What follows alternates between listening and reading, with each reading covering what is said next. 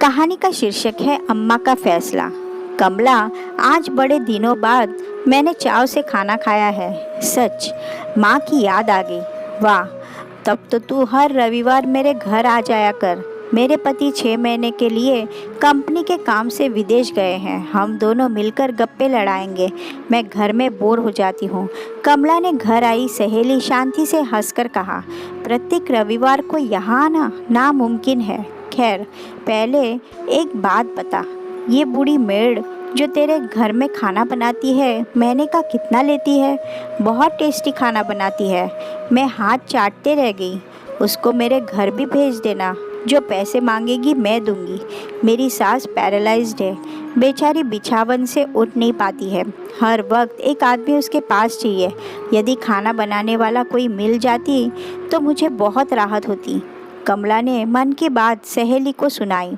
दोनों की बातें सुनकर बूढ़ी ने सकपकाते हुए कमला के समीप आकर कहा, बेटी, मुझसे अधिक काम नहीं होता। इतना कर लेती हूँ वही काफ़ी है।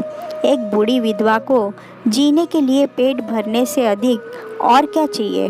कोई बात नहीं अम्मा, आप मेरी सहेली के घर को बढ़िया से संभालते रहिए।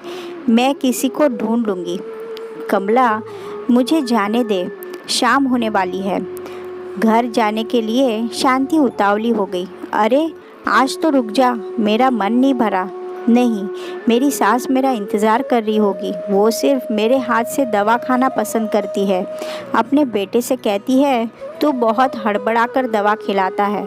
बहू को देख, कितना बढ़िया बच्चों की तरह फुसला कर मुझे दवा खिलाती है। तभी सिसकने की आवाज़ आई। ओ, क्या हुआ आपको? बताइए अम्मा। शांति से उसके आंसू देखे नहीं गए।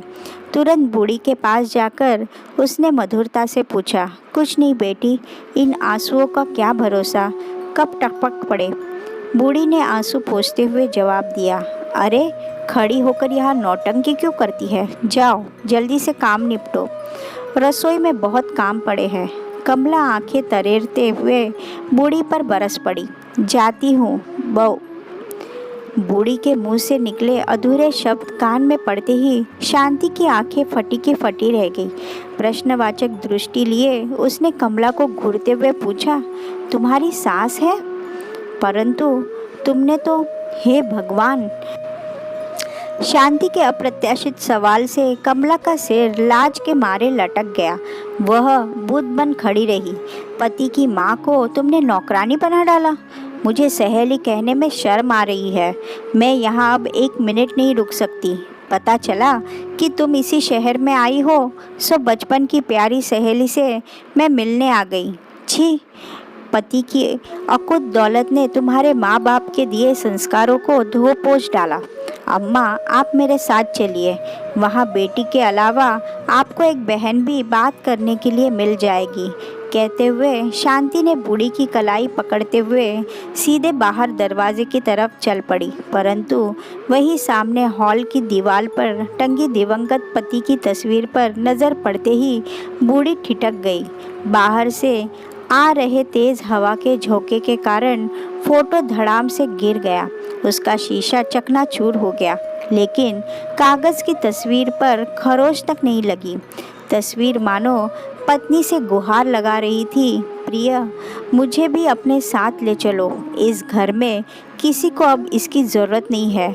बूढ़ी ने पति की तस्वीर को उठाकर सीने से लगाया और शांति के साथ बेखौफ नए सफ़र के लिए निकल पड़ी।